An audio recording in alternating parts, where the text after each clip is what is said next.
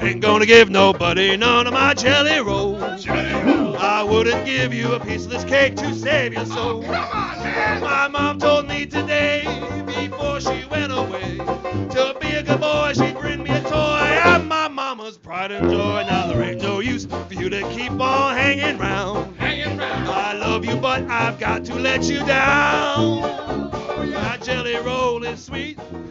Olá pessoal, seja bem-vindo a mais um episódio do Castalho Podcast. Como prometido no episódio com o Júlio Monteiro, eu consegui entrar em contato com duas pessoas que estão trabalhando na Heroku, que é uma companhia que, se eu não me engano, é baseada na Califórnia, mas a gente vai descobrir isso logo logo. E o Heroku é uma companhia que ele fornece uma coisa que chama-se Platform as a Service, mas eu também não vou explicar ainda. Deixa eu introduzir para vocês aqui os meus convidados. Eu tenho o Fábio Kung, que está diretamente de São Francisco, na Califórnia, e eu tenho o Pedro Belo, que está em Austin, eu acredito, no Texas. Está correto isso? Isso mesmo. Beleza, então sejam bem-vindos ao episódio do podcast. Tudo bem com vocês aí? Opa, beleza, tudo tranquilo.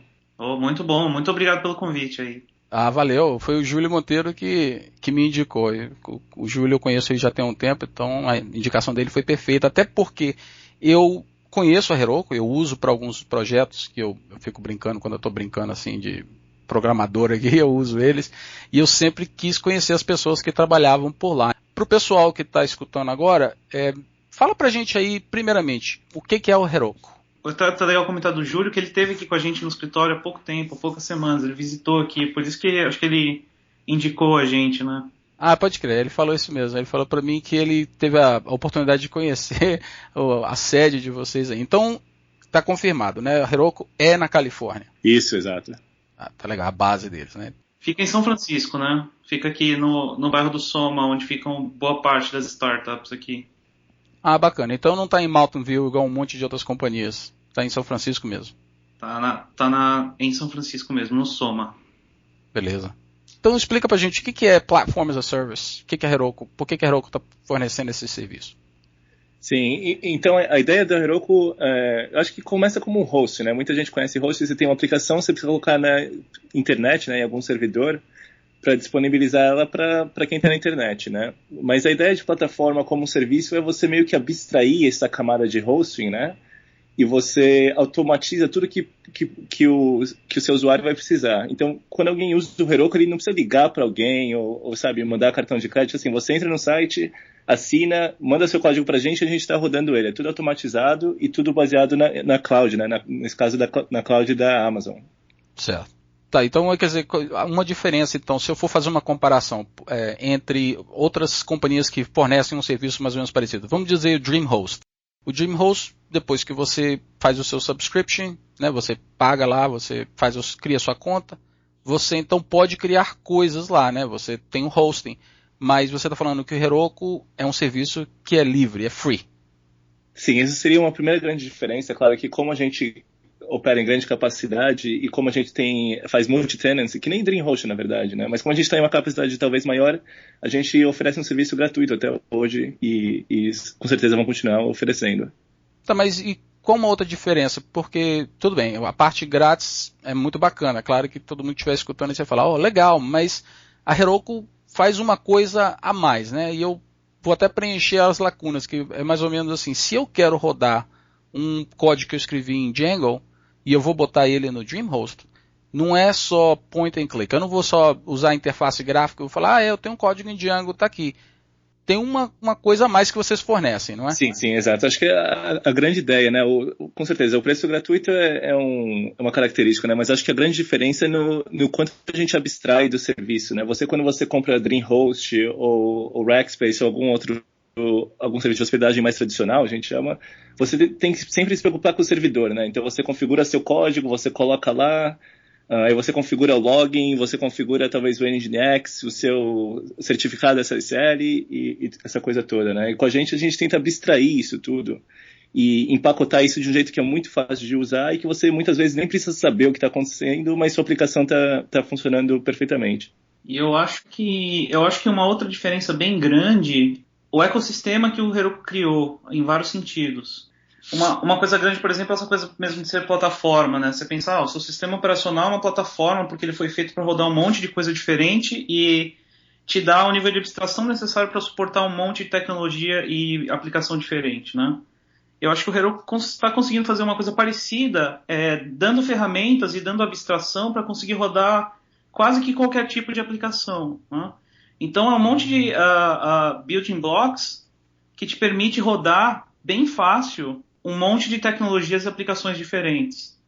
E isso acaba criando a colaboração da empresa de prover esses building blocks e a comunidade, desenvolvedores, de usar isso para suportar PHP, para suportar Python, para suportar Ruby, para suportar outras linguagens. Eu acho que cria uma relação ganha-ganha, um ecossistema legal de que tem gente toda hora contribuindo novos building blocks para a gente, para suportar mais coisas, né?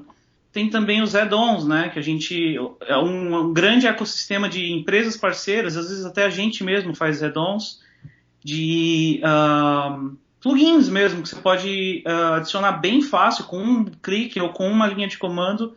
Você coloca um servidor de banco de dados, você coloca uma fila de mensageria, você coloca um gateway SMS para funcionar junto com a sua aplicação, né? Bacana, uma coisa que você mencionou então quer dizer que pessoas terceiras, né, que não são parte da companhia da Heroku, eles então podem criar esses add-ons e passar para vocês, e vocês então incluem isso no serviço? Acho que essa é uma das grandes diferenciais do Heroku, operar dessa forma, né? Operar de forma aberta e operar procurando criar ecossistemas, né? No caso de add-ons, acho que tem duas coisas que o Fábio mencionou que a gente tem aberto, né? Uma seria o serviço de add-ons, então você tem um serviço que tem um banco de dados, ou um serviço de caching, você pode oferecer esse serviço para usuários do Heroku, né, de graça ou cobrando. E outra coisa que você pode oferecer no Heroku seria o que a gente chama de build pack, né? Então você tem uma linguagem que você quer suportar no Heroku, a gente tem um sistema que você pode adicionar isso e aí outros usuários vão poder usar a sua linguagem no Heroku.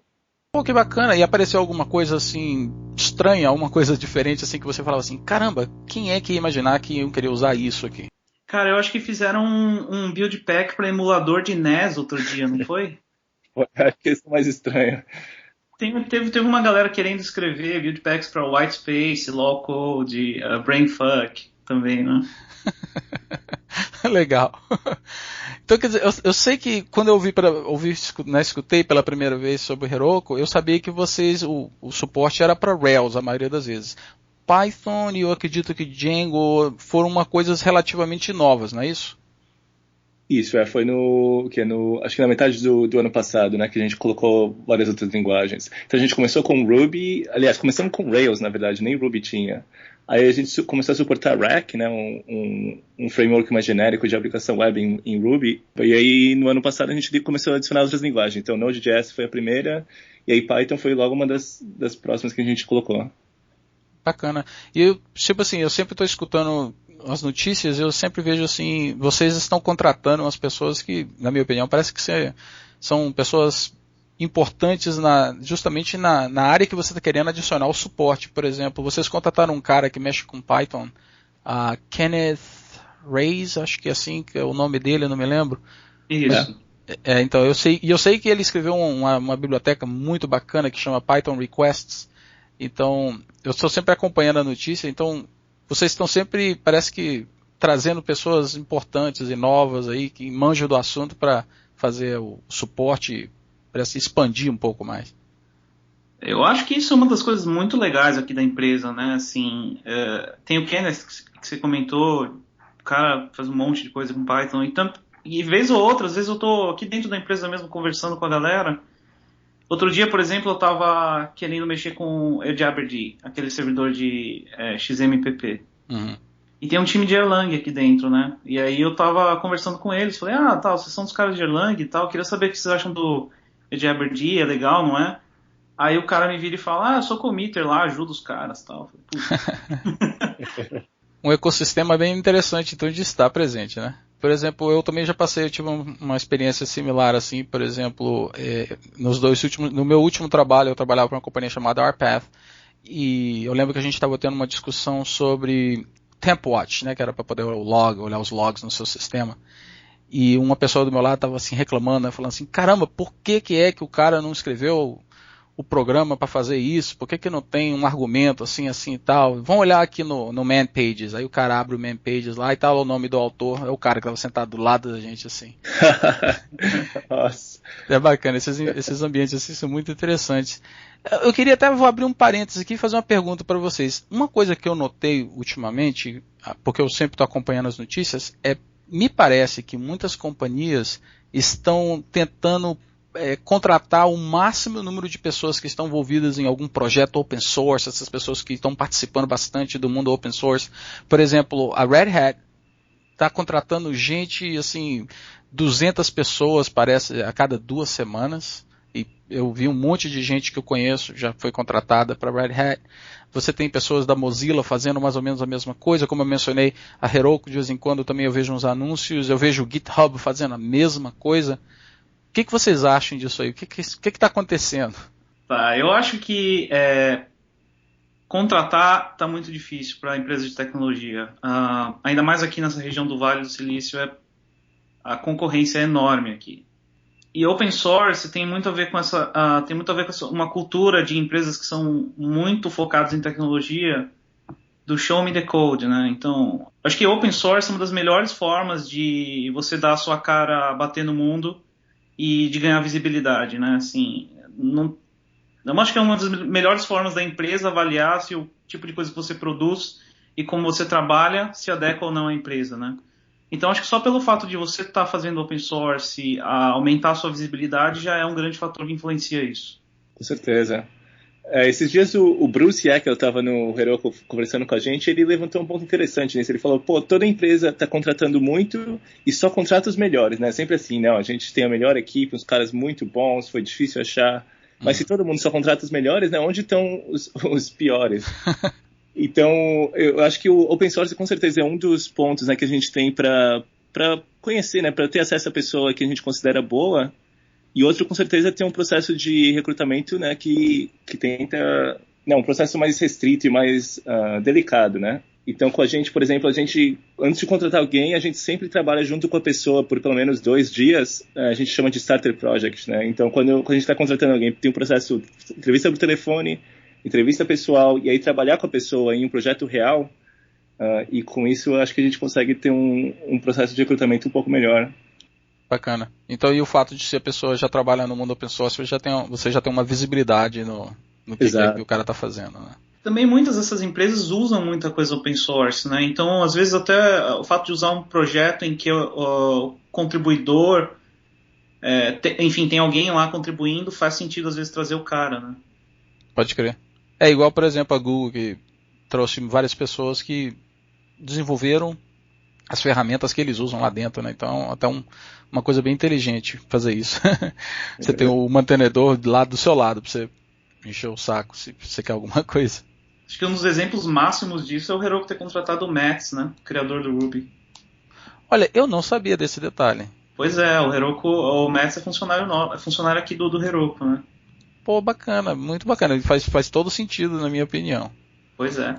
Então, olha, já que vocês estão aí já tem um tempo, Pedro, você está aí quanto tempo? O Heroku faz 3 anos e meio agora. E você, Fábio? Vamos fazem um pouquinho mais de 5 meses. Então você está novo ainda. Bem novo, cheguei aqui em novembro do ano passado.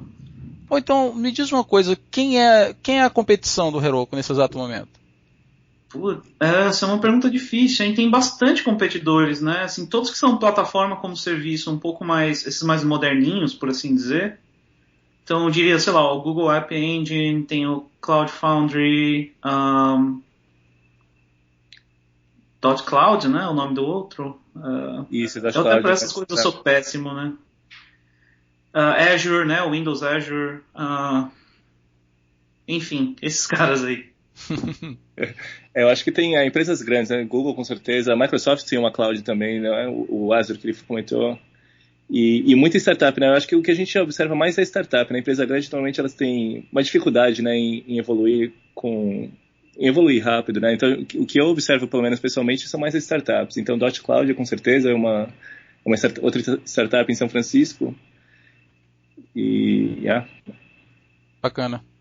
Bem, então, para vocês que estão escutando aí, vocês não conhecem o Heroku, eu recomendo que vocês dêem uma olhadinha, até porque eles têm esse lance de que você pode só entrar lá, você cria sua conta e pronto, você não paga mais nada, e se você tem um código, independente de qual linguagem que você está usando, você está usando Python, você está usando um framework como um Django, como um Ruby on Rails, ou até PHP, eu acredito também que tem suporte para isso, é super fácil de você pegar o seu código e fazer o deployment dele em uma instância que está no cloud, né, nas nuvens. É super fácil. Se eu fiz, qualquer pessoa pode fazer. A documentação é muito bacana que eles têm. E a companhia realmente tem umas coisas muito interessantes. Se você gosta de brincar com o seu código e ver ele rodando no ar, assim, eu recomendo bastante. Eu queria mudar agora o tópico e falar um pouco assim, como é que vocês foram parar aí? Então, vou começar pelo Fábio, já que você é o novato. Como é que você foi parar aí, cara? Poxa, essa eu vou tentar resumir, hein? Porque eu já contei a história para algumas pessoas e demorou 3 horas. Mas, basicamente, quando eu estava no Brasil, o trabalho que eu vinha fazendo, né? Cada vez mais, eu fui crescendo na carreira e cada vez ele foi me levando mais para longe da tecnologia, né? E não vou dizer para você que não estava feliz, acho que eu estava bem contente, só que um pouco frustrado internamente, porque o que eu gosto mesmo de fazer é botar minha mão na massa e codar, né? E eu já morei também, junto com isso, eu já morei também na Alemanha, já tive uma experiência fora do Brasil e eu queria muito voltar a morar fora do Brasil. Porque quando morei fora do Brasil da outra vez, eu estava solteiro, e agora eu sou casado e eu queria viver fora do Brasil casado dessa vez. Então, juntou essas duas coisas, e aí, basicamente, eu comecei a procurar coisas que fossem muito técnicas, essas empresas que valorizam a engenharia, né? Sim, é fácil de você ver quais são. E fora do Brasil, né? Principalmente ali perto da Alemanha e aqui na região do Vale do Silício, né? Porque pra gente aqui é a meca da tecnologia, então também sempre quis vir pra cá e respirar um pouco dessa coisa que acontece aqui pelo Vale do Silício e tentar entender o que acontece aqui, né? Certo. E aí eu comecei a procurar, comecei a dar a cara a tapa e numa dessas daí eu conhecia o Pedro já e ele me indicou aqui dentro do Heroku e aí foi o processo, cara. Bacana, mas e qual é a sua área aí dentro exatamente? Eu trabalho no time de runtime.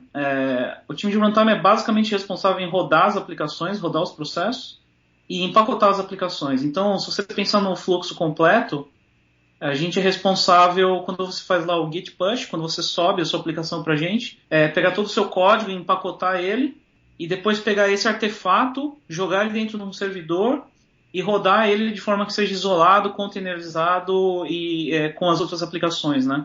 Entendi. E uma coisa que você mencionou aí, uma curiosidade que eu tenho, a integração que vocês têm com a parte do deployment é só com o Git ou você tem suporte para algum outro tipo de controle de versão desses aí?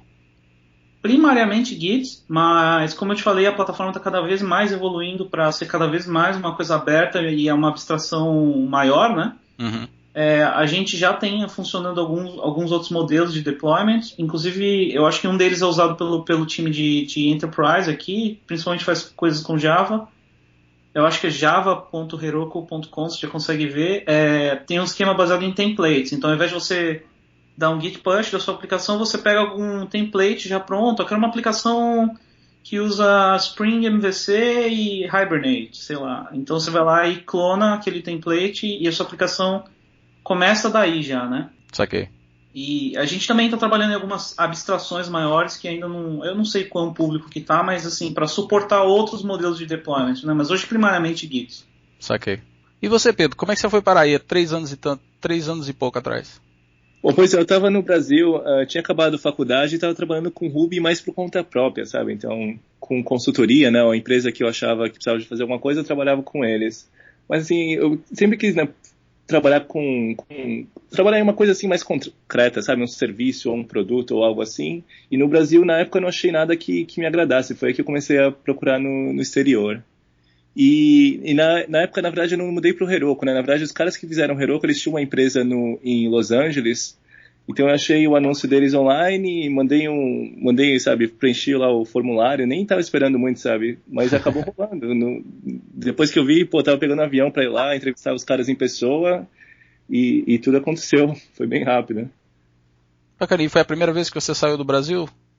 Foi para viver, sim, né? Eu tinha passado já nos Estados Unidos para fazer turismo antes, né? Mas nada perto disso, né? De mudar mesmo. Saquei. Como é que é a experiência de você sair do Brasil e morar no exterior? Principalmente morar nessa área que você mora, né? Não só nos Estados Unidos, mas no Vale do Silício. Com certeza. Pô, é uma mudança bem interessante, né, cara? Eu mudei de São Paulo, que é uma cidade gigante, né? Metrópolis e tal, e agora morando em São Francisco, que é uma cidade pequena, né? Acho que tem menos de 1 milhão de habitantes. Pô, foi uma experiência muito legal, cara. No começo é um pouco estranho, tem esse momento, esse período de transição, né? Então você, pô, tem que fazer amigo novo desde o zero, sabe? Conhecer o pessoal do trabalho, conhecer a cultura. Então, um período de transição é um pouco estranho, né? Mas eu estava disposto, né? Eu queria me colocar numa cultura nova, né? Então, acho que você estando com a cabeça aberta é tranquilo, só precisa ter paciência. E aí, quando você vê, né, você você conhece, é diferente, né? Você tá numa cultura diferente, outros valores e outros ideais. E você, Fábio, você já tem um pouco de experiência, você morou na Alemanha, então fala pra mim como é que foi esse lance assim, você primeiro morando na Europa e depois agora morando nos Estados Unidos. Poxa, 2 conclusões. Primeiro que é bem diferente, e segundo que, os humanos são todos iguais. Assim. Também, assim, por mais que você veja as diferenças, no fundo é a mesma coisa, cara. Cada vez mais eu tenho mais certeza disso, né? Então, tem muita coisa universal, que é engraçado, a gente não pensa nisso, né? Mas com o tempo você começa a enxergar coisas que, faz sentido pra todo mundo e... Enfim. Mas, cara, acho que eu adoro isso, adoro a diversidade. A Europa... A Alemanha, a impressão maior que eu tinha era que eles são muito objetivos, né? Eles não são secos. Uhum. Eles são objetivos, né? Então é aquela coisa que, assim, se você quer definir um alemão, você está numa mesa e aí o alemão te oferece um bolo. E a gente como latino, então ele fala, você quer um pedaço de bolo? A gente como latino, você não quer dar trabalho para a pessoa, né? Então a gente tem aquele jeito meio de, eu não quero incomodar, né? Aí, mas o alemão vira para você e fala, tá, mas você quer ou não quer, né? Eu quero ouvir sim ou não, né? É isso. E a gente como latino, você está esperando que o cara meio que decifre o que você está querendo dizer, né? Aqui nos Estados Unidos eu acho um pouco mais parecido com o estilo brasileiro, mas ainda muito diferente. Então, eu acho que eu estou me adaptando fácil, mas tem muita coisa que ainda é difícil para mim entender. E uma das coisas que eu até falo pro Pedro isso regularmente, o humor, por exemplo. O humor americano para mim é uma coisa que é muito difícil. Às vezes eu estou numa roda de conversa, pessoas fazendo piada, e aí quando eu acho que é a hora perfeita de eu soltar aquela piada, gelo, né? E o contrário também, às vezes estão fazendo umas piadas que pra mim, nada a ver, sabe? Então, é muito difícil essa coisa do humor, principalmente quando você tá numa roda, assim, eu sei, o tempo da piada, o tom da piada é uma coisa que eu não consigo entender ainda. Saquei. Então, mas aí você veio agora, como você falou, né? Você morou fora, solteiro, e como é que é a vida de família? Tá tudo tranquilo aí? A sua esposa já se acostumou também? É muito mais difícil para as mulheres, geralmente, né? Por 2 motivos. Primeiro, que quando a gente vem aqui, eu vim com visto H1B, né, de especialista. Então, o visto H1B não deixa o dependente, a minha esposa, no caso, trabalhar, né? Ah, tá. Então, assim, é um caso bem comum, principalmente aqui no Vale do Silício, vem bastante engenheiro, né, trabalhar e vem com H1B e a esposa não pode trabalhar. Então, é difícil para elas, né, porque tem que arranjar o que fazer, ficar em casa é a pior coisa, né, ficar em casa só esperando o marido, num país novo, numa cultura nova, sem amigos, é uma coisa que você tem que evitar a todo custo, né. Então, o que a gente faz aqui é procurar, eu e ela, a gente procura muito manter a cabeça dela ocupada, porque a mulher também geralmente, né, é mais atrelada à família, é mais difícil, né. A gente, pelo menos ela tá fazendo um monte de cursos aqui na cidade, então a gente tá indo bem. Bem, eu imagino, eu tive na Califórnia, eu tive em Mountain View, não cheguei a São Francisco, mas toda vez que, geralmente você sempre escuta sobre, parece que a maioria das conferências que acontecem nos Estados Unidos, acho que 80% acontece para esse lado aí, se não é aí, é para cima, né, lá para Portland, sei lá, cara, parece que realmente, você falou, a Meca tá por aí, não tá nem tanto pro lado de Nova York, parece, tá mais para esse lado daí, deve ser um lugar bem interessante de morar, né?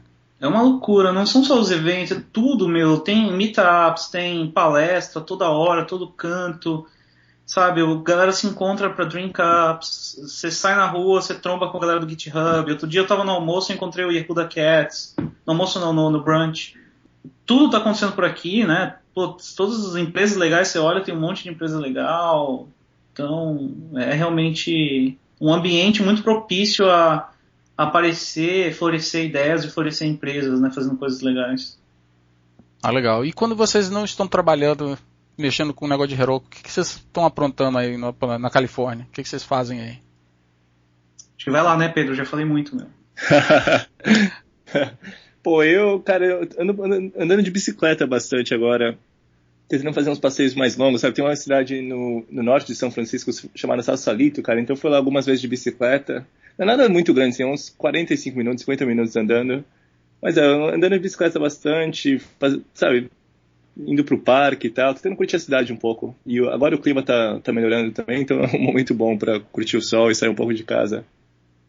Mas fora isso, eu jogo uns videogame, que mais? A gente faz muito trabalho, cara. Isso uma da realidade lá também, que muita gente gosta de bar, né, cara? Então, pô, toda semana sempre tem alguém indo pro bar, sempre tem alguém chamando.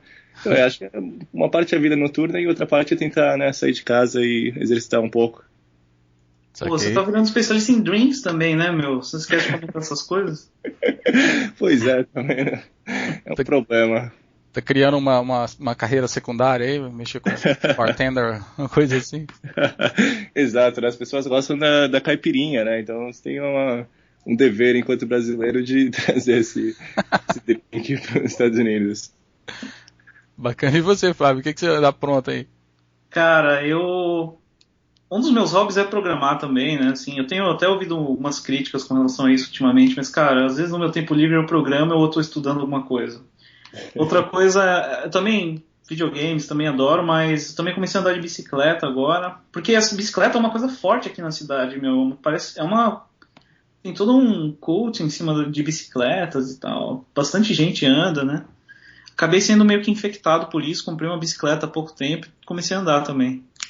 Pô, você falou uma coisa aí, realmente, eu reparei nisso. Por exemplo, lá na Red Hat tem um grupo assim que o pessoal adora fazer isso. Agora, chegando a primavera aqui, né?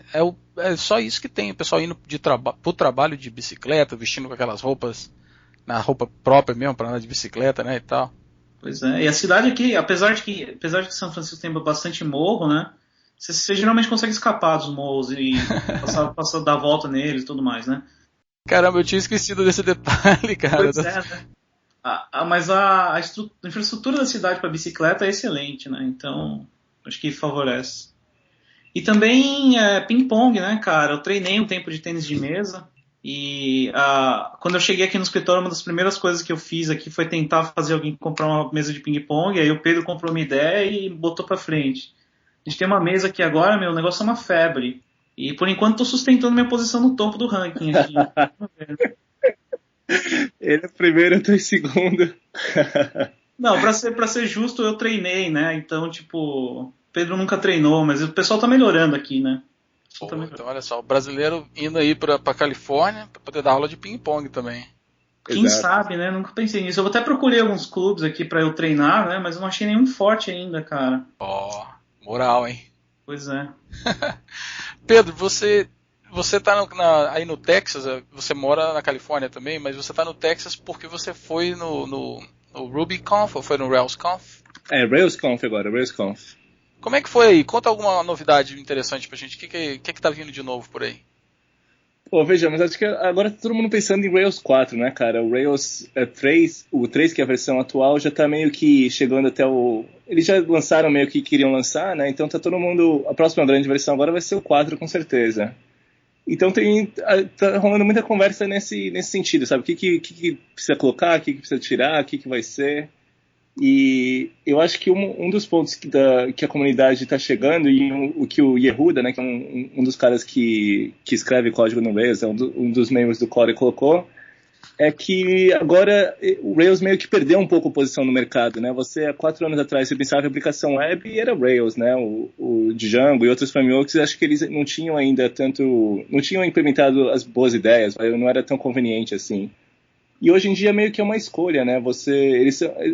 Tem muito framework que é meio que equivalente hoje em dia. Então eles estão pensando o que vai ser o próximo passo nesse sentido. E eu acho que um que ele colocou, eu estou bastante interessado, é como melhorar o Rails enquanto um backend para fazer API. Então, você pensar que você quer fazer uma aplicação em JSON, por exemplo, hoje em dia em Rails é muito ruim, na verdade. Você tem que definir no seu modelo como que ele serializa, e no controller você tem que serializar, escrever to JSON e essas coisas todas. Então, a analogia que ele fez que eu gostei bastante é pensar em como o Active Record, que é a biblioteca que fica em cima do banco de dados, da mesma forma que eles colocaram um monte de padrão em cima do banco de dados para abstrair, para fazer essa camada ficar melhor, eles querem agora colocar um monte de padrão em serialização para fazer essa parte do framework ficar melhor e sabe, mais compatível. Então, eu acho que esse vai ser o próximo passo. Aí vai ser, se você pensar em Rails para aplicação, para API, né? Hoje em dia, Rails é muito bom para web, né? Se tiver HTML, ele traz proteção, CSRF, XSS, um monte de coisa, mas pensando em API, eu acho que todo mundo tende a fugir do Rails, e acho que eles estão tentando agora voltar um pouco nesse espaço. Pô, bacana. Mas você não foi aí só para poder assistir, você também deu uma apresentação, não é isso? Eu dei uma também, pois é, eu coloquei uma apresentação aqui. Qual foi o tópico? O tópico, o título é Zero Downtime Deploys para aplicações em Rails. Então, o que acontece é que a gente, né, trabalhando no Heroku, a gente vê um número incrível de pessoas falando, pô, eu fiz deploy da minha aplicação, enquanto o deploy estava rolando, meus usuários não conseguiam abrir minha página, né? E quando a gente vai ver, isso não é um problema da plataforma, ou não é um problema do Rails, mas isso é uma questão do código. Se você quer fazer deploy do seu código sem afetar os seus usuários, você tem que pensar em uma série de características, você tem que escrever o seu código de um jeito que vai ser compatível com essa ideia. Então, nessa apresentação, eu tentei, né, colocar essas ideias junto e mostrar como que você faz, especialmente aplicado a Rails, né, como que você faz deploy de uma aplicação em Rails sem afetar nenhum usuário. Saquei. Então, eu estou vendo aqui que você colocou o slide da sua apresentação no seu blog. Exato, os slides estão lá. Depois eu vou botar então um link pro pessoal se eles quiserem olhar, mas então o que você está falando é que geralmente quando você faz um upgrade, né, algum serviço, você coloca a página, você coloca todo o serviço num hold, né, numa pausa assim, até o processo do upgrade então ser completo. Exato. Isso é engraçado que isso foi o que a gente fez no Heroku mesmo. Eu acho que faz um ano eu comecei a entrar nessa questão, né? Depois que eu tinha certo tamanho, né? Cada segundo que você está fora do ar, as pessoas notam, e você nota, né? Você tem seus alertas, você começa a reparar que está servindo erros, ou servindo erro HTTP 502, 503. Então, quando você começa a estudar isso, né? A gente começou a estudar isso no Heroku, e acho que hoje a gente finalmente, entende qual que é o problema e como que você trabalha em cima disso. Bacana. Bem, como eu falei então, vou botar um link para o pessoal depois dar uma olhadinha na sua apresentação. E por sinal, estou olhando aqui o seu blog, você tem escrito atualmente, né? O Fábio que tem que dar uma cutucada nele, que desde agosto que o cara não escreve nada. É verdade. Que fase, mudou pra cá e parou de escrever, pô? Foi antes daqui até, eu tenho 5 drafts lá e não publico já faz quase um ano, acho. Pô, então, todo mundo aí que estiver escutando, depois eu vou botar como que você entra em contato com o Fábio para dar uma cutucada nele, para ver se ele começa a publicar mais no blog, porque tem umas coisas muito bacanas aqui no seu blog, eu tô olhando aqui. Principalmente se você curte o lance de Ruby, bem, os dois blogs, né, muita coisa interessante. Git, Ruby, coisa sobre Java aqui, então vou botar um link depois para todo mundo, não só para ler o que já está escrito, mas incentivar vocês a continuar escrevendo no blog. Show. Bem, pessoal, então olha, chegou na parte do podcast que eu curto bastante, que é o Top 5. Eu sei que vocês não estão muito preparados para isso aí, mas assim é melhor, talvez fique até um pouco mais divertido dessa forma. E como eu falei para vocês, o objetivo é só, descobrir os seus gostos musicais e de televisão, de filme, coisas que vocês leem, coisas assim, tal. Então vou quebrar o galho do Fábio, que ele já confessou para mim que ele não estava preparado. Vou pegar no pé do Pedro primeiro, então. Você, então, Pedro. Vamos lá. Dá um top 5 de música aí. Pô, de música, deixa eu pensar. Música é tranquilo, vai. Eu tô ouvindo muito Radiohead esses dias, porque eles deram uns shows por aí. Eu fui no show, é difícil, né? Radiohead todo mundo gosta, mas não tem como falar mal, Eles, puta, mano. Especialmente essa fase nova deles, que agora é mais eletrônico, eu tô achando muito boa. Então vamos ver, Radiohead, PJ Harvey, eu gosto muito dela, e um pouco mais pra rock, né? PJ Harvey, Black Keys, que é uma banda que tá fazendo sucesso agora na Califórnia, acho que talvez no mundo inteiro. E aí gosto de rock, e o rock eu gosto assim, né? Rock tipo esses caras, e um pouco de rock que chama stoner, né? Que na verdade é engraçado que eu não sou stoner, mas eu gosto muito desse tipo de rock, tipo, banda popular seria o Queens of the Stone Age, Mas aí, lógico, eu gosto de um rock de umas bandas mais, talvez não tão populares. Uma que eu gosto muito chama Atomic Beach Wax. McCluskey, enfim. A maioria que você mencionou aí eu não conheço, cara. Bom, então pronto. Mas esse é o objetivo. Agora eu já tenho um monte de banda para me pesquisar e para me experimentar. Exato. Agora é com você, Fábio. A bola tá na sua mão aí. Poxa, enquanto ele tava falando, eu tava tentando pensar aqui, mas não ajuda muito, viu? Cara, música é complicado. Por Pedro é fácil, pra mim é complicado. Eu sou muito eclético, eu gosto de quase tudo. Talvez seja mais fácil falar do que eu não gosto, mas eu gosto muito de Coldplay. Cara, eu gosto muito. No meu iPod eu tenho até música de entrada do Jaspion e do Changeman, eu adoro. Tem um nome, né? Esqueci o nome agora dessas músicas japonesas de entrada de coisas japonesas, enfim. A do Evangelion, né? É um anime antigo pra caramba. Putz, a música de entrada eu adoro.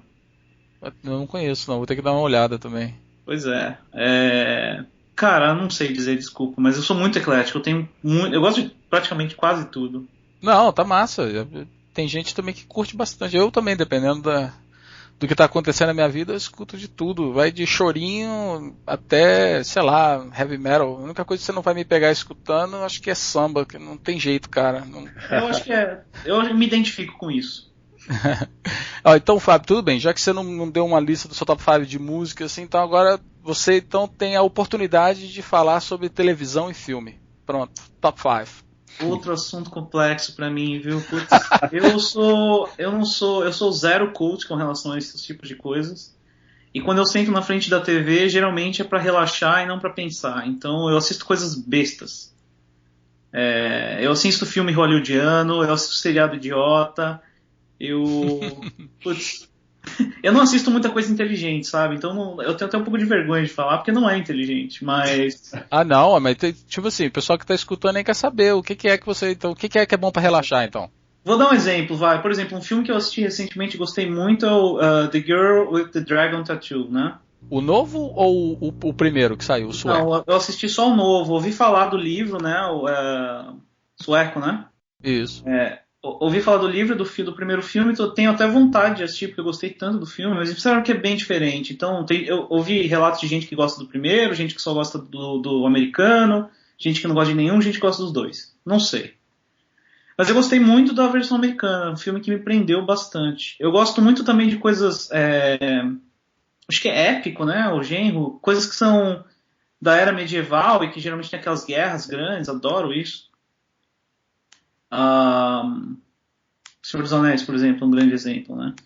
E seriados, cara, eu adoro seriados, assisto boa parte dos novos seriados famosos eu assisto ou assisti. Então, os que eu tô acompanhando agora são Fringe, Vampire Diaries, Supernatural, The Big Bang Theory, enfim, Game of Thrones é animal, né? Eu ainda não vi, cara. Talvez porque eu não tenho HBO, então eu ainda não vi isso. Pois é, eu adoro, cara. Então, é isso aí. Vamos lá, Pedro, com você agora. Pô, engraçado, eu também não vi o Game of Thrones, meu. HBO dificulta a nossa vida, né, cara? Deixa eu ver, filme, cara, meu filme favorito de todos os tempos, eu acho que se chama Adaptação, cara. Adaptation. É um filme que tem o Nicolas Cage, mas muita gente não viu, não sei. E é um filme escrito por um cara chamado... tô pensando no... Charlie... Porra, esqueci o nome, cara. Adaptation. É o mesmo cara que escreveu o John Malkovich lá. Quero ser John Malkovich. Certo. Então, nossa...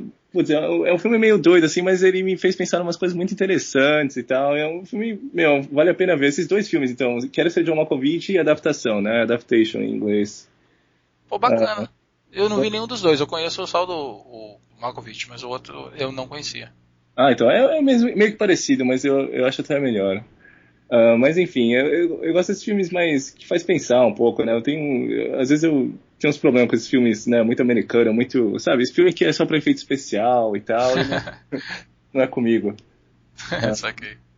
Acho que é por isso que a gente se dá tão bem, Pedro, vai ver, né? Pois é. Um complemento o outro. Exato. Eu não ia falar isso porque ia ficar meio estranho, né? Mas tudo bem. Não, aqui é tudo família. Ninguém vai levar nada estranho, não, cara. Tá bom, então, Pedro, de volta contigo agora. Em termos de livro, blog, revista, você lê alguma coisa? Recomenda alguma coisa? Cara, eu tenho lido muito livro técnico, né, pra variar. Acho que esse é o problema na nossa área. Muita gente, quando vai ler, lê livro técnico, né, cara? Uhum.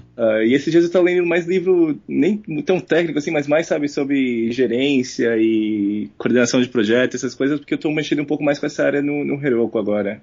Deixa eu ver, de ficção, o último que eu li foi o Chuck Palahniuk lá, o cara que escreveu O Clube da Luta e esses livros, ele é um escritor muito bom, recomendo muito os livros dele. Como é que você compara o livro com o filme? Qual que é o melhor?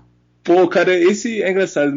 Esse filme especificamente, né? O Clube da Luta foi muito bom, eu achei.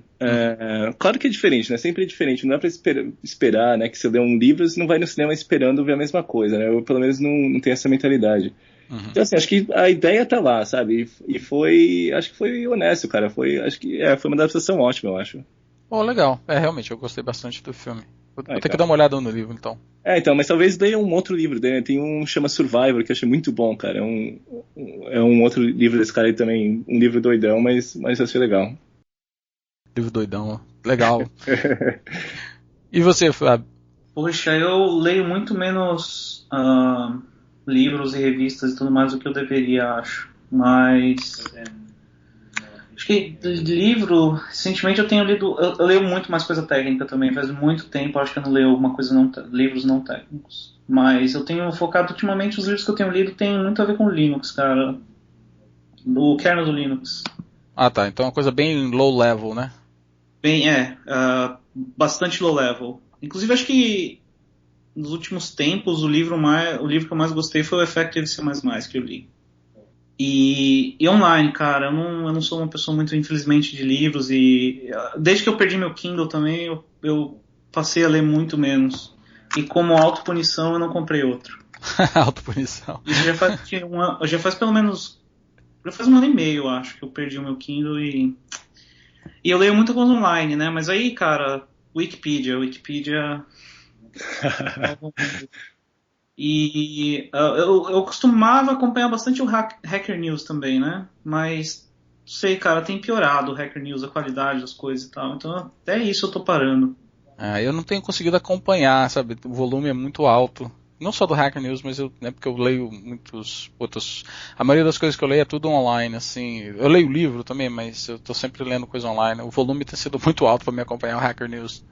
Pois é, né? Eu tenho essa coisa há bastante tempo já, né? Veio das listas de e-mail, parou, newsgroups até antes, né? Uhum. Aí não dava mais, aí foi pra RSS, aí chegou uma hora que não dava mais, aí depois eu fui só pro Twitter, aí agora nem o Twitter não dá mais também. Não sei, cara, eu tô numa época que infelizmente eu deixo as coisas chegarem em mim e talvez eu até perca um pouco de muita coisa boa por causa disso. Bem, pelo menos você tem o Pedro aí então pra te manter informado. Pois eu dependo do Pedro e desse tipo de pessoa pra me contar das coisas, né, cara? Isso é uma coisa meio complexa, mas enfim. Legal. Pô, cara, olha, muito bacana conversar com vocês. Eu achei muito interessante. Aprendi um pouquinho mais sobre a Heroku e conheci duas pessoas muito bacanas, vocês dois. Então, muito obrigado. Eu sei que horário diferente, você um na Califórnia, outro no Texas e eu aqui na Carolina do Norte. Hoje foi uma entrevista completamente americana, com cada um num fuso horário diferente, mas eu fico feliz que deu certo a gente conversar. E para vocês que estão escutando aí o podcast, eu espero que vocês também tenham gostado bastante. Vou deixar a informação, como sempre, vou deixar no post que acompanha e vou colocar o link de tudo lá. De repente, será que não rola um brinde da Heroku para alguém aí? Vamos ver, vou conversar depois offline aqui com o pessoal, ver o que aparece. Mas, mais uma vez, Pedro, Fábio, muito obrigado, tá? Valeu mesmo, prazer enorme conversar com vocês. E um dia, se eu aparecer na Califórnia, eu quero um tour aí da Heroku. Pô, já tá convidado. Muito obrigado aí. Valeu, foi um prazer. Certeza, obrigado, Og. Valeu, gente. Valeu, então. Um abraço pra todo mundo e até mais. You can have it, 'cause I ain't gonna give you none. Come on!